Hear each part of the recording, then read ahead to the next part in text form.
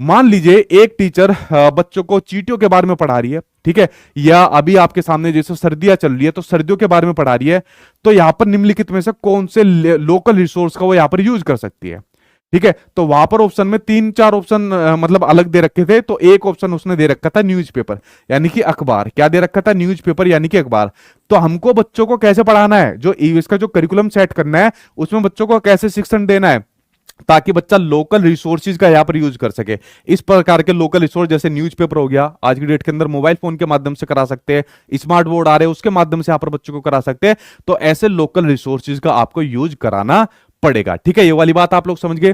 तो EVS curriculum में जो विषय और उपविषय है यानी जो थीम और जो आपकी सब थीम है, थीम और सब थीम है, इसका चयन किया गया है, बिल्कुल इसका चयन किया गया है।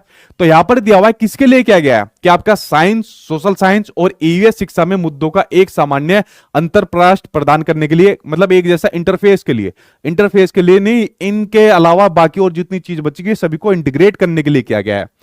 सेकंड है दिलचस्प तरीके से ईबीएस सीखने के लिए दिलचस्प तरीके से ईवीएस सीखने की बात नहीं हो पा रही अगर मैं बात करूं इसके ईवीएस के करिकुलम की। वैसे दिलचस्प मतलब इंटरेस्टिंग तरीके से सीखने की बात करता है आपका। ठीक है, ये जो ई बी है ना, ये आपका वी है। ये जो बी साउंड होती है ना, ईबीएस, ये आप लोग जैसे पूर्वांचल यूपी की तरफ जाओगे ना तो उस तरफ आपको ये वाली साउंड देखने को मिलेगी, लखनऊ से उस तरफ के जितना आपके जिले होते हैं, इसलिए नहीं होता।